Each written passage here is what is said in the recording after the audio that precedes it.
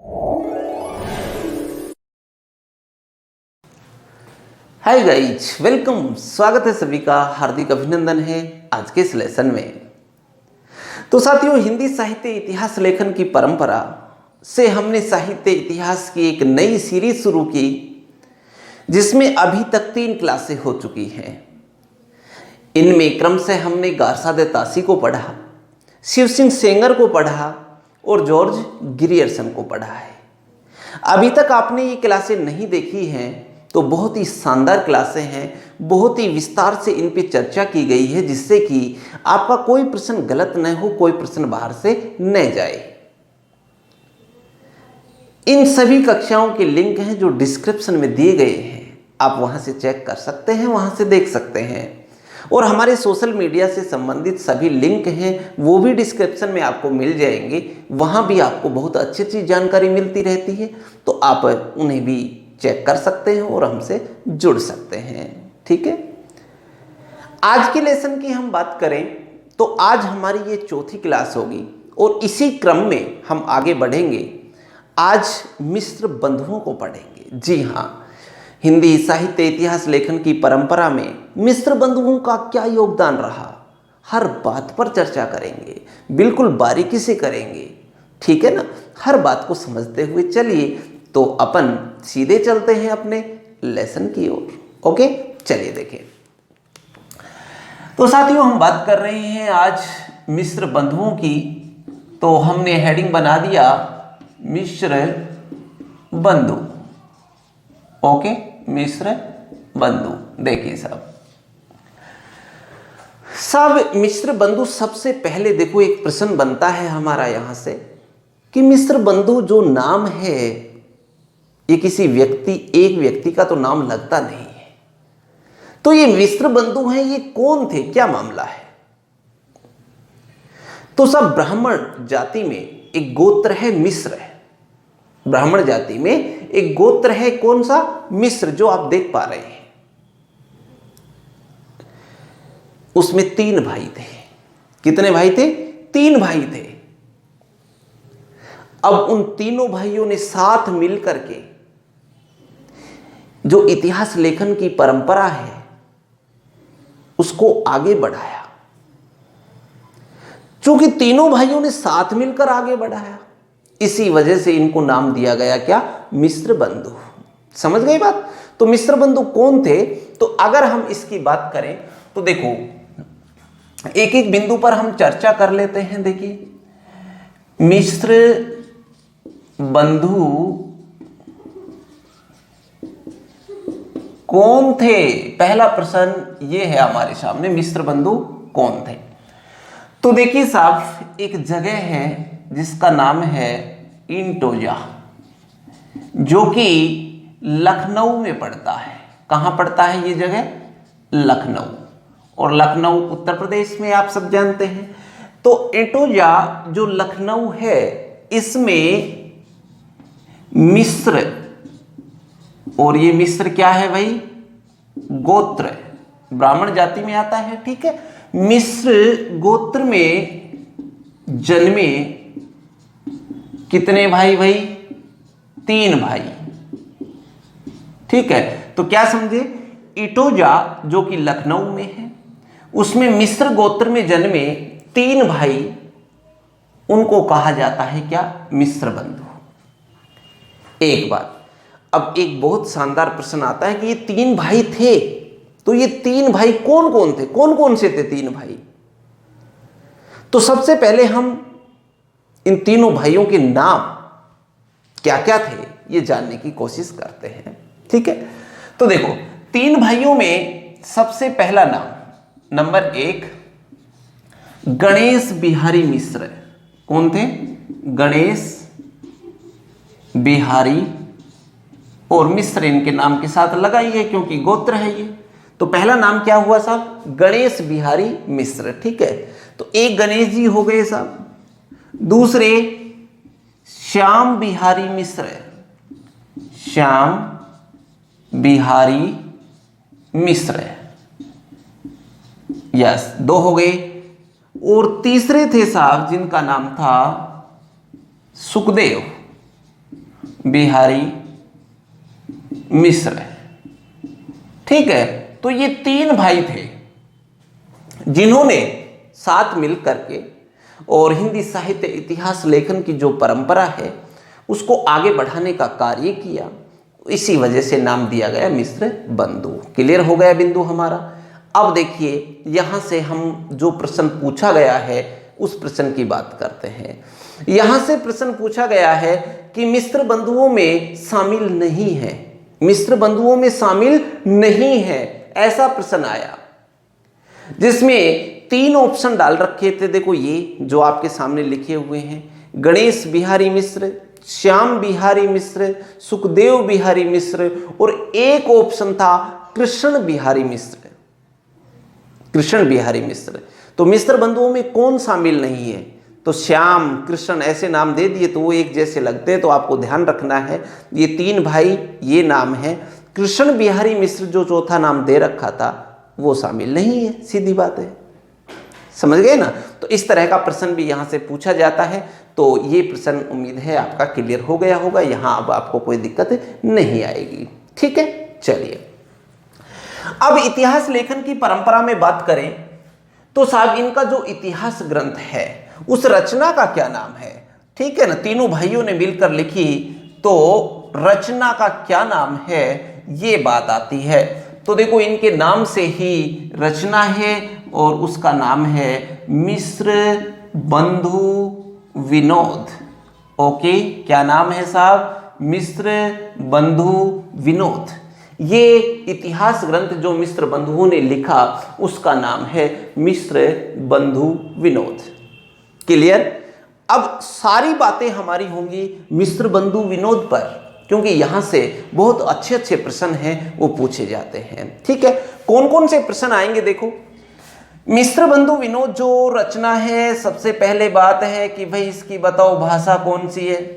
एक प्रश्न भाषा से आएगा। तो जैसा कि हमें नाम से ही दिख रहा है मिश्र बंधु विनोद, कौन सी भाषा के शब्द हमें दिख रहे हैं साहब? तो हमें साफ साफ दिख रहे हैं कि ये हिंदी भाषा के शब्द हैं। तो इसकी भाषा कौन सी हुई? हिंदी भाषा है। क्लियर? ओके, आगे बढ़ो। पद्धति कि आपने देखा होगा कि जब इतिहास लेखन की परंपरा चलती है तो इसमें पद्धति का जिक्र जरूर होता है, क्योंकि शुरुआत में गारसा दत्तासी आए, शिव सिंह सेंगर आए, तो इन्होंने वर्णानुक्रमी पद्धति अपनाई थी। लेकिन जैसे जॉर्ज ग्रियर्सन आए वहां से शुरुआत हो गई काल अनुक्रमी पद्धति। और मिश्र बंधु जो हैं उन्होंने भी कौन सी पद्धति अपनाई? तो इस ग्रंथ में उन्होंने भी कौन सी? कालानुक्रमी। कौन सी? कालानुक्रमी, कालक्रम के आधार पर। ठीक है, तो कालानुक्रमी जो पद्धति है जो इन्होंने अपनाई। चलो ये बात भी क्लियर है। अब देखो जो ये काल अनुक्रमी मतलब कालों में बांटा है इतिहास को इन्होंने। तो नेक्स्ट प्रश्न हमारा बनेगा कि इन्होंने जो काल अनुक्रमी पद्धति अपनाई तो उस इतिहास में कितने कालखंड माने, यानी कि जो इतिहास है ना हिंदी साहित्य का उसको कितने कालखंडों में विभाजित किया इन्होंने, समझे? तो याद रखना इन्होंने कालखंड जो है उनको 8 भागों में विभाजित किया साहब। कितने भागों में? 8 कालखंडों में हिंदी साहित्य के इतिहास को इन्होंने विभाजित किया था। तो बताओ यहां तक कोई दिक्कत? यहां तक कोई दिक्कत नहीं होनी चाहिए। अब देखो यहां तक जो बातें हुई हमारी, इसी क्रम में मैं यहां जोड़ देता हूं, आगे जगह है। नेक्स्ट आएगा कवि, कि जो ये इतिहास ग्रंथ है इसमें कुल कितने कवियों को शामिल किया, यानी कवियों की संख्या है वो कवियों की संख्या इन्होंने कितनी रखी, ये देखो। तो ध्यान रखना एक्चुअल संख्या की अगर बात करें तो वो 4591 मानी जाती है। कितनी? कुल कवि इस ग्रंथ में 4500 कितने हैं? 91। लेकिन ध्यान रखना ये संख्या है ये मानी जाती है कितनी? लगभग में, और लगभग में कितनी हो गई? 5000। समझ गए? तो यहां आपको एक्चुअल संख्या है वो ध्यान रखेंगे कितनी है? 4591। लेकिन अगर लगभग में बात करें राउंड फिगर में तो वो लगभग कितनी 5000 कवि हैं जो इसमें शामिल हैं, ये माने जाते हैं। तो ये बात है कवियों की संख्या की। समझ में आ गई बात? बिल्कुल। आगे बढ़ो साहब। कवियों के बाद में ये आएगी कि भाई इसमें पृष्ठ संख्या कितनी है। पृष्ठ संख्या यानी कि ये एक, अब आप खुद सोच सकते हो, इतनी सी बात बेसिक नॉलेज की है अपनी, कि जब 4591 जो कवि हैं इनको शामिल किया है तो ग्रंथ तो बहुत ही लंबा चौड़ा बना होगा कि नहीं? बिल्कुल। तो इसमें पृष्ठों की संख्या है ना इतिहास ग्रंथ में वो काफी रही है, यानी कि कितनी रही है 2250, यानी कि 2250 जो पृष्ठों की संख्या है वो इस मिस्र बंधु विनोद जो इतिहास ग्रंथ है उसमें है। ठीक है, ये है। अब देखो साहब, अब इतनी बड़ी पुस्तक जब इन्होंने लिखी 2250 पेजों की, कितनी 2250 पेजों की, जब ये इतनी बड़ी पुस्तक इन्होंने लिखी तो एकदम से तो लिखी नहीं गई होगी। तो इसका जो प्रकाशन की बात आएगी आगे, प्रकाशन, इसका प्रकाशन, तो देखो इसका प्रकाशन एक बार न होकर के कितने भागों में, 4 भागों में इसका प्रकाशन किया गया। एक भाग में नहीं, क्योंकि इतने पेज थे। तो आप देखते हो कि 2250 पेज किसी एक भाग में तो आने से रहे। तो इसके कितने भाग बनाए गए इस ग्रंथ के साथ? 4 भाग। 4 भागों में ये प्रकाशित की गई। समझ में आई बात? अब 4 भाग जब प्रकाशित हुई तो देखो कौन कौन से गौर करने की बात है। प्रथम, द्वितीय और तृतीय, यानी कि पहला, दूसरा और तीसरा जो भाग है ये प्रकाशित हुआ 1913 ईस्वी में। मतलब एक साथ 3 भाग प्रकाशित कर दिए, पहला, दूसरा और तीसरा। ये जो 3 भाग प्रकाशित किए ये कब किए? 1913 ईस्वी में। अब बच गया, क्योंकि आपको पता है कि 4 भागों में प्रकाशित हुई थी, तो पहला, दूसरा, तीसरा भाग हो गया। अब बचा कौन सा? चौथा भाग। ठीक है, ये चौथा भाग है, ये प्रकाशित हुआ साहब 1934 ईस्वी में। क्लियर हो गई बात? अब कोई दिक्कत नहीं है। तो ये प्रकाशन से संबंधित बात रही कि मिस्र बंधु जो विनोद है ये पुस्तक कितने भागों में? 4 भागों में प्रकाशित हुई। अब 4 भागों में से 3 भाग हैं जो शुरुआती, पहला, दूसरा और तीसरा, ये 3 भाग हैं, ये 1913 में प्रकाशित कर दिए जाते हैं।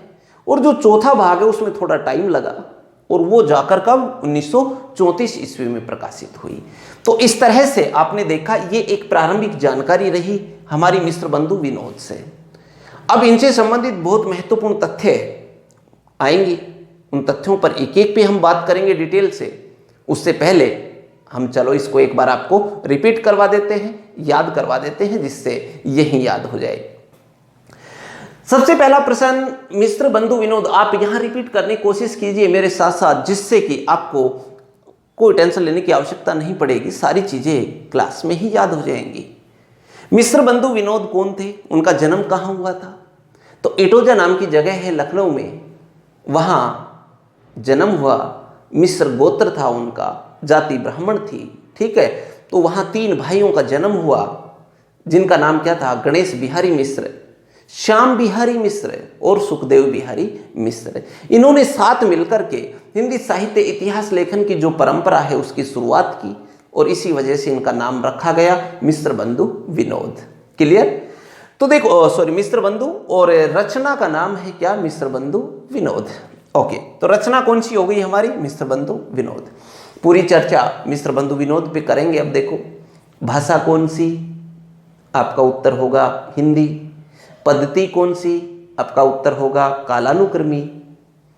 तो कालानुक्रमी है तो कितने कालखंडों में बांटा? तो 8 कालखंडों में बांटा है। कवि कितने? तो एक्चुअल संख्या है वो है 4591, लेकिन लगभग में अगर बात करें तो 5000 मानी जाती है। पृष्ठ संख्या 2250 है, यानी 2250। अब 2250 इतने पृष्ठ हैं तो साफ प्रकाशन एक बुक में तो एक भाग में तो होगा नहीं, तो कितने? 4 भागों में इसका प्रकाशन हुआ, पहला, दूसरा और तीसरा। ये जो 3 भाग हैं ये 1913 में प्रकाशित हुए, चौथा भाग है ये 1934 में जाके प्रकाशित हुए। क्लियर हुआ? अब तो इस तरह से बेसिक जानकारी है जो आपके सामने आ गई। उम्मीद है बहुत अच्छे तरीके से आपको क्लियर हो गई होंगी, ठीक है ना। तो इस तरह से चलो अब हम चलेंगे आगे किस पे, अन्य महत्वपूर्ण तथ्यों पे, जहां से बहुत अच्छे प्रश्न आते हैं। आप इस तरह से अगर किसी भी प्रतियोगी परीक्षाओं की तैयारी कर रहे हैं और पूरी तरह से अगर कंप्लीट कोर्स इसी तरह से चाहिए, बिल्कुल जीरो से एडवांस लेवल तक, और आप चाहें कि आपको कभी कोई कोचिंग ना करनी पड़े, तो आप हमारा पेड कोर्स भी ज्वाइन कर सकते हैं, जिसमें हर कवि पर आपको डिटेल से वीडियो मिलेंगे। ऐप है अपना वरदान डिजिटल क्लासेज का, डिस्क्रिप्शन में सारे लिंक आपको मिल जाएंगे, तो डिस्क्रिप्शन एक बार आप चेक कर लीजिए। और हाँ, इसके साथ साथ में डेली फ्री टेस्ट सीरीज है, उसको आप बिल्कुल मत चूकना। DTS रोज टॉप 10 सीरीज चलती है ऐप पर ही, अपने फ्री है, कोई चार्ज नहीं होता है। तो डेली आप फ्री टेस्ट दे सकते हैं, उनकी PDF प्राप्त कर सकते हैं। PDF है वो व्हाट्सएप ग्रुप में और टेलीग्राम पे उपलब्ध होती रहती हैं। तो अच्छी तैयारी के लिए आप हमसे जुड़ सकते हैं, बिल्कुल स्वागत है आपका। ओके, तो अब हम चलते हैं आगे अन्य महत्वपूर्ण तथ्यों की ओर। देखिए, तो देखो हम बात करेंगे अन्य महत्वपूर्ण तथ्यों पर, तो अपनी हेडिंग हो जाएगी अन्य महत्वपूर्ण तथ्य। ओके, देखो साहब, पहले तथ्य पे हम बात करते हैं। अन्य महत्वपूर्ण तथ्यों में पहला तथ्य, सबसे पहले आचार्य शुक्ल जी के मत की हम बात करेंगे। आचार्य रामचंद्र शुक्ल के अनुसार, आपको पता है आचार्य रामचंद्र शुक्ल जी जो हैं बहुत बड़ी हस्ती है हिंदी साहित्य के लिए। उनका मत है कि इनमें जो हमने पढ़े हैं, कौन पढ़े हैं भाई, एक तो मिश्र बंधु पढ़े हैं हमने, ठीक है। मिश्र बंधुओं को उन्होंने कहा है, किसने, आचार्य शुक्ल जी ने क्या कहा है, परिश्रमी संकलनकर्ता, परिश्रमी संकलनकर्ता कहा है। मतलब आप समझ गए, इतने कवियों को शामिल किया है, इतना बड़ा ग्रंथ लिखा है 2250 पेजों का, तो मेहनत तो खूब की है, आपको पता है, खूब परिश्रम की है, तभी जाके संकलन हुआ है। तो आचार्य शुक्ल जी हैं, वो मिश्र बंधुओं को क्या कहते हैं, परिश्रमी संकलनकर्ता। बहुत अच्छा प्रश्न बन जाता है यहां से, तो ध्यान रखना। आचार्य शुक्ल जी ने परिश्रमी संकलनकर्ता किसको कहा है, मिश्र बंधुओं को कहा है। उसके बाद में मिश्र बंधुओं को परिश्रमी संकलनकर्ता कह दिया, तो इनका ग्रंथ है जिसका नाम है मिश्र बंधु विनोद। तो साहब मिश्र बंधु विनोद जो इनका ग्रंथ है, उस ग्रंथ को क्या कहा इन्होंने, ध्यान देना। तो मिश्र बंधु विनोद जो ग्रंथ है उसको कहा बड़ा भारी, बड़ा भारी इति वृतात्मक, क्या समझे, बड़ा भारी इति वृतात्मक ग्रंथ है, ये कहा है, समझे। बड़ा भारी इति वृतात्मक ग्रंथ कौन से ग्रंथ को कहा जाता है, ध्यान रखना, मिश्र बंधु विनोद को कहा जाता है। किसने कहा है, तो ये आचार्य शुक्ल ने कहा है, ठीक है। एक तो ये कहा बड़ा भारी इति वृतात्मक ग्रंथ, दूसरा नाम दिया बड़ा भारी कवि वृत्त संग्रह। ये देखो, कवियों का संग्रह कर दिया ना, बड़ी भारी मात्रा में इतने कवि शामिल किए हैं, तो बड़ा भारी कवि वृत्त संग्रह ये नाम दिया। या फिर बड़े भारी की जगह नाम लिखेंगे प्रकांड, सुनो ध्यान से, क्या, प्रकांड कवि वृत्त संग्रह, बड़ा भारी की जगह प्रकांड, और ये कवि वृत्त संग्रह। देखो साहब, अब ये तीन नाम आपको ध्यान रखने हैं, ये ओके, ये तीनों नाम कौन कौन से? बड़ा भारी इतिवृत्तात्मक ग्रंथ, बड़ा भारी कविवृत्त संग्रह और प्रकांड कविवृत्त संग्रह। ये सारे नाम किसके लिए प्रयुक्त हुए हैं? मिश्र बंधु विनोद के लिए। ये ग्रंथ का नाम है उनका। और कहने वाले कौन हैं? आचार्य रामचंद्र शुक्ल। तो यहां से बहुत अच्छे प्रश्न हैं वो पूछ लिए जाते हैं, तो ये अपने को एक बार ध्यान रखना। इजी वे में, कोई टेंशन लेनी नहीं है। बहुत ही शांत मन से, शांत चित्त से पढ़ा करो आराम से। और अगर आप शांत चित्त से बार बार अभ्यास करते हैं, मन लगाकर पढ़ने की कोशिश करते हैं, तो हिंदी साहित्य का इतिहास बहुत मजा आता है पढ़ने में, बहुत मजा आएगा। धीरे धीरे रुचि बढ़ने लग जाती है अपने आप ही, और सारी चीजें 2 बार रिपीट करने पर आराम से क्लियर हो जाती हैं, अगर आप स्टेप बाय स्टेप पढ़ते हो तो। ठीक है ना? तो एक रुचि लेकर के पढ़ने की कोशिश किया करो, फिर आपको कभी कोई दिक्कत नहीं आएगी। तो देखो, आचार्य शुक्ल की ये बातें हो गई, यहां से प्रश्न आते हैं। आचार्य शुक्ल के बाद में दूसरा जो पॉइंट है वो अपन लेते हैं डॉक्टर नामवर सिंह के अनुसार। डॉक्टर नामवर सिंह के अनुसार, ठीक है, आचार्य शुक्ल के अनुसार जो बात की, इस संदर्भ में डॉक्टर नामवर सिंह है, उनका एक कथन है, वो यहां कई बार पूछ लिया जाता है। क्या? उन्होंने कहा है साहित्यिक पुनरुत्थान की लहर से, देखो, साहित्यिक पुनरुत्थान की लहर से प्रभावित, साहित्यिक पुनरुत्थान की लहर से प्रभावित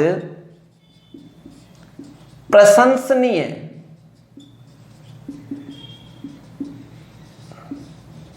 ग्रंथ, ये लो साहब। तो ध्यान रखना, साहित्यिक पुनरुत्थान की लहर से प्रभावित प्रशंसनीय ग्रंथ कहा है किसको? मिश्र बंधु विनोद को। किसने? डॉक्टर नामवर सिंह ने। तो यह प्रश्न भी काफी बार पूछा जाता है, इसको भी हमें अच्छे तरीके से ध्यान रखना है। ठीक है, साहित्यिक पुनरुत्थान की लहर से प्रभावित प्रशंसनीय ग्रंथ, ये किसने कहा है? डॉक्टर नामवर सिंह ने कहा है। किसको कहा है? मिश्र बंधु विनोद को कहा है। क्लियर है ना? तो 2 बिंदु हो गए, आचार्य शुक्ल के अनुसार और डॉक्टर नामवर सिंह के अनुसार। अब देखो साहब क्या हुआ। अब जो इतना बड़ा ग्रंथ इन्होंने जब लिखा, इतना बड़ा ग्रंथ जब लिखा, तो अकेलों ने नहीं लिखा। फिर क्या हुआ कि हिंदी के बहुत से हिंदी प्रेमी थे ऐसे, जिन्होंने मिश्र बंधु जो हैं, उन मिश्र बंधुओं की सहायता की साहब। उन्होंने बहुत से, जिनको जितना मतलब, जिनके पास जितनी भी सामग्री, जानकारी जो भी आई, कवियों का परिचय आया या उनसे संबंधित जो भी विवरण उनको मिले, वो मिश्र बंधुओं के पास भेजते, और मिश्र बंधुओं ने उनकी सहायता से कलेक्शन किया। तो इसमें योगदान हिंदी प्रेमियों का भी रहा है। बात कुछ यूं थी कि भाई नागरी प्रचारणी सभा काशी, कौन है? नागरी प्रचारणी सभा काशी है। उन्होंने क्या किया कि जो भी पुराने हस्तलिखित ग्रंथ थे, क्योंकि पहले हस्तलिखित प्रकाशित कहाँ थे, प्रिंटिंग प्रेस कम थी, तो जो पुराने ग्रंथ है, इतिहास लेखन की परंपरा की बात कर रहे हैं शुरू से, तो वो हस्तलिखित रूप में ही थे। तो जो पुराने हस्तलिखित जो ग्रंथ हैं, उनको खोजने का कार्य शुरू किया। किसने? नागरी प्रचारणी सभा काशी ने। और ये जो काम है, ये 1900 से 1921 ईस्वी तक रहा। समझे बात को? नागरी प्रचारणी सभा काशी में फिर क्या हुआ कि 1900 से 1908 ईस्वी तक, अब आपको पता है जब डिपार्टमेंट बना कि भाई ये हस्तलिखित का खोज करना है, तो उनका कोई ना कोई निरीक्षक तो हेड तो होगा ही। तो उसके जो हेड थे, निरीक्षक थे, वो 8 तक तो रहे बाबू श्याम सुंदर दास, और 1908 से 1916 तक श्याम बिहारी मिश्र और सुखदेव बिहारी मिश्र, 3 मिश्र बंधु थे ना, उनमें से श्याम बिहारी मिश्र और सुखदेव बिहारी मिश्र, ये दोनों ही निरीक्षक के पद पर काम किया। इन्होंने निरीक्षक के रूप में काम किया। अब आपको पता है जब जो हस्तलिखित ग्रंथ है उनके खोज का काम चल रहा था, तो नए नए तथ्य, नए नए आंकड़े, जो उनके कवियों की जानकारी है वो उनके सामने आती गई और उन्होंने इस चीज़ का फायदा उठाया और फायदा उठा करके उन सभी कवियों की जानकारी को उन्होंने अपने ग्रंथ मिस्र बंधु विनोद में डाल दिया। तो इस वजह से बहुत सारी जो जानकारी है वो कलेक्ट हुई और मिस्र बंधु विनोद के माध्यम से हमारे सामने आ गई। समझ में आई बात? चलो इस बिंदु को मैं आपको लिख करके फिर से समझाता हूं, चलिए देखते हैं आगे। तो देखो तीसरा जो बिंदु है हम ऐसे शामिल कर सकते हैं, नागरी प्रचारिणी सभा कहाँ है भाई? काशी। नागरी प्रचारिणी सभा काशी, बात समझना। नागरी प्रचारिणी सभा काशी है, इसने जो हिंदी के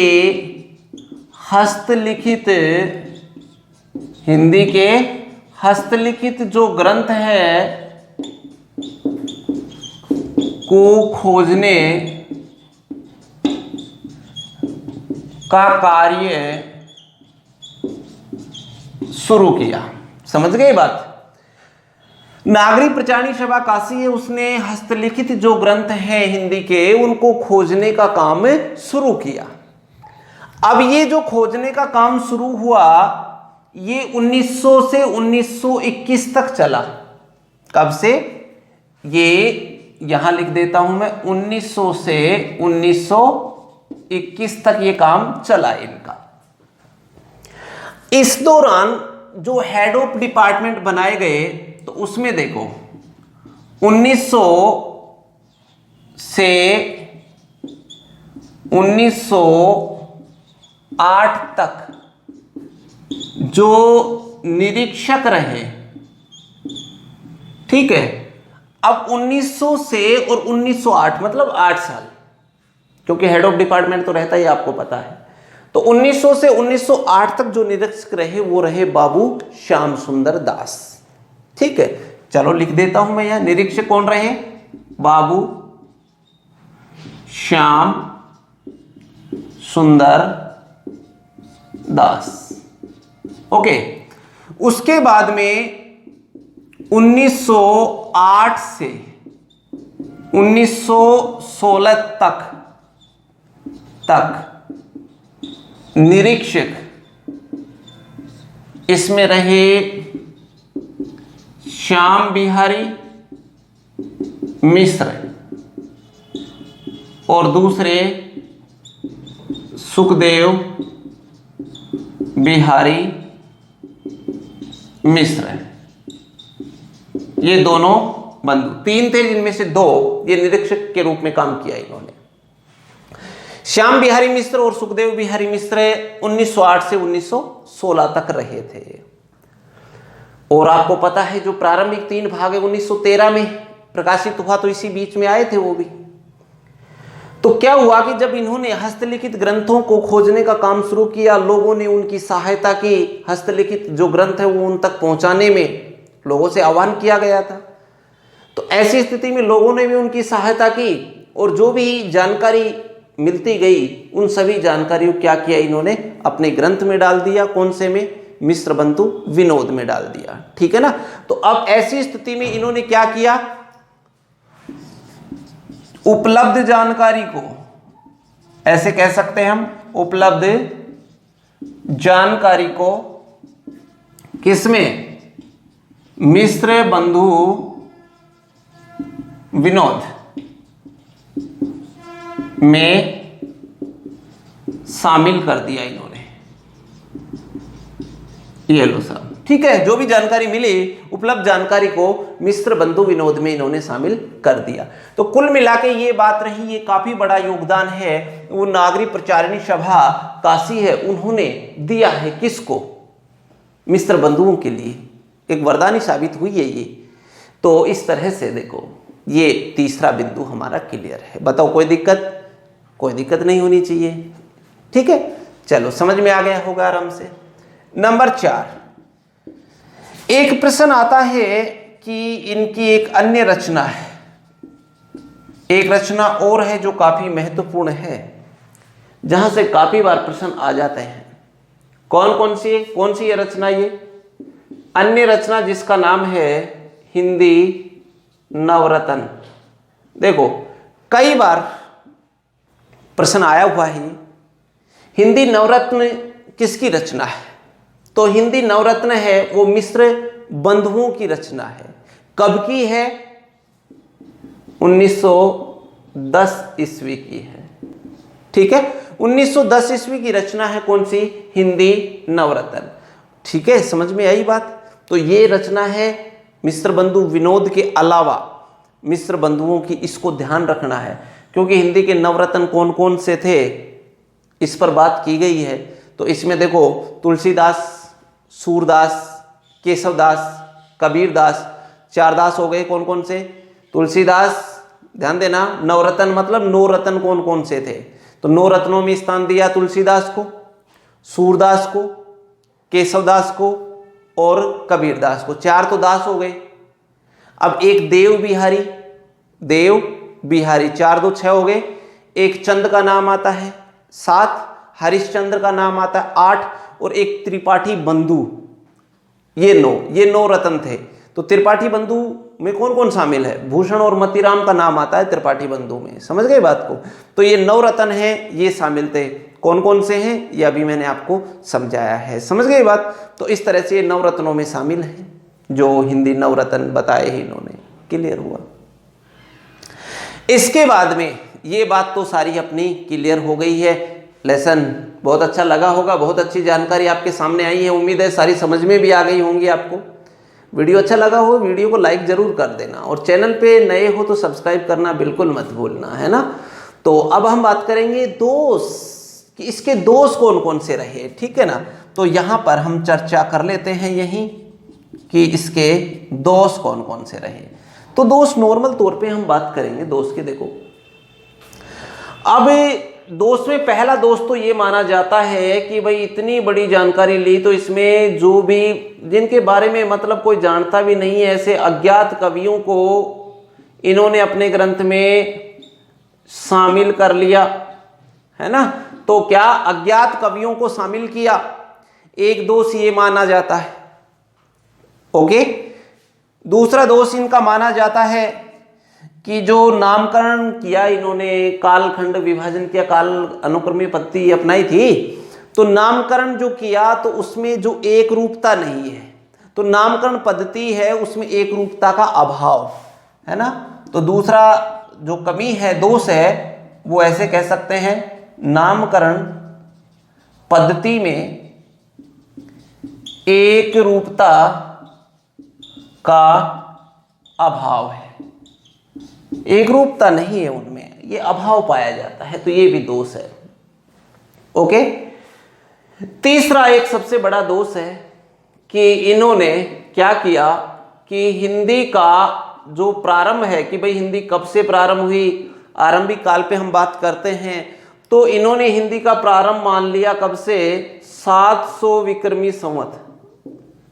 कब से मान लिया? 700 विक्रमी संवत से मान लिया साहब, हिंदी का प्रारंभ 700 विक्रमी संवत। अब एक बात बताओ, जब 700 विक्रमी संवत है तो इसका मतलब तो ये तो प्रवेश कर गए किसमें, अपभ्रंश में प्रवेश किए कि नहीं।